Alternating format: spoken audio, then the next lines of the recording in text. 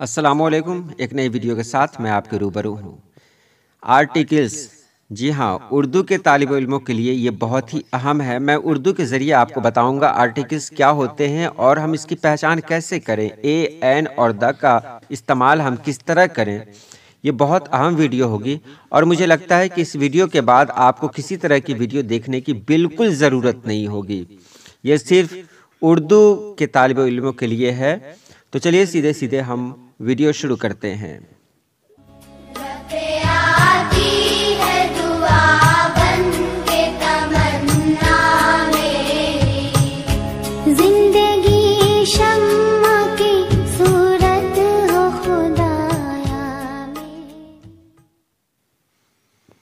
Articles तो आप जानते ही हैं, ए, एन और द, ये आर्टिकल्स हैं।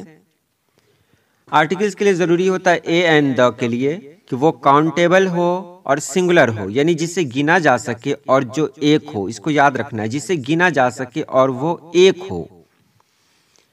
तो इसको आप हमेशा याद रखेंगे, जिसे गिना जा सके यानी काउंटेबल हो और वो सिंगुलर हो। काउंटेबल हो और वो सिंगुलर हो तब हम इसमें क्या लगाएंगे। तो यहाँ आप देख रहे हैं काऊ, हॉर्सेस, वाटर, वाइज और ओनियन। इसमें कहाँ इस्तेमाल होगा, कहाँ नहीं होगा। यहाँ देखिए, काऊ में इस्तेमाल होगा, हॉर्सेज में इस्तेमाल नहीं होगा क्योंकि ये प्लूरल है, वाटर में इस्तेमाल नहीं होगा क्योंकि ये काउंटेबल नहीं है, वाइज में भी इस्तेमाल नहीं होगा क्योंकि ये काउंटेबल नहीं है, और ओनियन में इस्तेमाल होगा क्योंकि ओनियन काउंटेबल है। अभी सिर्फ ए और एन की बात हो रही है। बहुत आसान तरीके से आप जानेंगे। आप यकीन रखें, जैसे जैसे वीडियो आगे बढ़ेगी आप बिल्कुल आसानी के साथ समझते रहेंगे। तो यहाँ तक आपने जान लिया कहाँ लगेगा, कहाँ नहीं लगेगा। अब देखिए आगे जाते हैं, और अब यहाँ आप देख रहे हैं कि अगर कोई अंग्रेजी का वर्ड एक हो, जो मैंने पहले ही कह दिया, काउंटेबल हो और सिंगुलर हो, जिसे गिना जा सके और जो एक हो, उसमें आपको ए या एन का इस्तेमाल करना है। अभी सिर्फ ए और एन की बात कर रहे हैं। जो काउंटेबल हो और सिंगुलर हो उसमें ए या एन का इस्तेमाल करना है। तो यहाँ मैंने आपको कहा कि वो अंग्रेजी के वर्ड जिसको हम अलिफ से लिखेंगे, जिसको हम अलिफ से लिख दें, इसको याद रखेंगे, वो अंग्रेजी के वर्ड्स जो एक हों और काउंटेबल हों, अगर उसको हम उर्दू के अलिफ से लिख दें तो उसमें हम एन का इस्तेमाल करेंगे। बस यही पॉइंट है इसका। जैसे यहाँ देखें, Apple, orange, egg, onion, owl, umbrella, ये सभी को अलिफ से लिखा गया, इसलिए इसमें एन का इस्तेमाल होगा। और उसी के बाएं तरफ आप देख रहे हैं आउल, आउल्स, ऑनेस्ट, एक्स वगैरह। तो यहाँ एन का इस्तेमाल नहीं होगा क्योंकि ये प्लूरल है। ऊपर रूल दिया जा चुका है कि सबसे पहले जहन में रखें वो काउंटेबल हो और वो सिंगुलर हो, काउंटेबल हो और वो सिंगुलर हो। इसके बाद अगर वो अलिफ से लिखे जाते हैं तो उसमें एन का इस्तेमाल होगा। अलिफ से नहीं लिखे गए तो उसमें ए का इस्तेमाल होगा। अब यहाँ देखिए मिसाल के तौर पर एम ए, जबकि आपने पढ़ा होगा, हमने भी पढ़ा था कि वोवेल 5 होते हैं, ए, ई, आई, ओ, यू।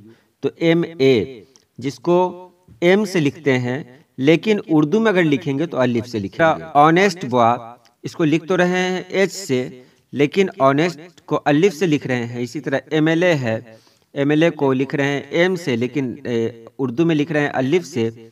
आवर लिख तो रहे हैं एच से लेकिन उर्दू में अलिफ है। तो इन सभी में क्या लगेगा, एन लगेगा। याद रखें, M A, honest boy, M L A, hour, इन सभी को अगर लिखेंगे तो इसमें एन लगेगा।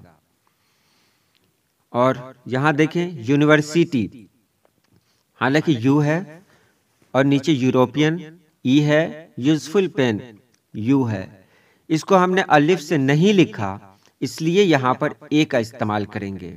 फिर से जान ले, अगर एक हो और जिसे गिना जा सके तो उसमें हम ए और एन का इस्तेमाल करते हैं।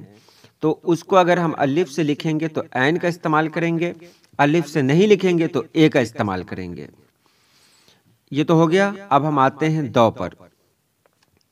द का इस्तेमाल कहाँ कहाँ होता है, तो यहाँ देख लें, जो ख़ास हो, जिसे पहले से जानते हो, जो दुनिया में एक हो।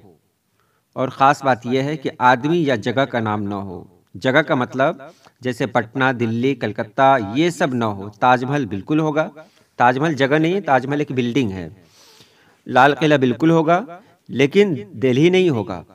अब यहाँ देखें, यह वही किताब है। इस जुमले से पता चलता है कि इस किताब को हम पहले से जानते हैं। तो दिस इज द बुक।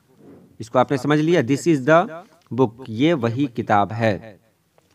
चांद, चांद दुनिया में एक है, इसलिए इसमें द मून लगाएंगे। ताजमहल दुनिया में एक है, इसलिए द ताजमहल लगाएंगे। वही लड़का, अब देखें, वही लड़का अगर कहीं कहते हैं तो इसका मतलब कि हम उस लड़के को पहले से जानते हैं और वो कोई खास लड़का है, इसलिए यहाँ पर द बुआ लगेगा। उसके बाद जो सबसे खास है नीचे, दूध सफ़ेद है। अब देखिए, दूध सफ़ेद है, यहाँ पर बनाएंगे इसका translation, the milk is white. दूध सफ़ेद है, द मिल्क इज़ वाइट, क्योंकि किसी खास दूध के बारे में बात हो रही है। अगर यही कहते हैं कि दूध सफ़ेद होता है तो होता मिल्क इज़ वाइट, लेकिन यहाँ बात हो रही है दूध सफ़ेद है, यानी किसी खास दूध के बारे में है। ये रही आज की वीडियो और मुझे उम्मीद है कि आपने समझ लिया होगा। तो चलिए आज के लिए इतना ही। अल्लाह पाक आप सभी लोगों को खुश रखे, आबाद रखे। अल्लाह हाफिज़।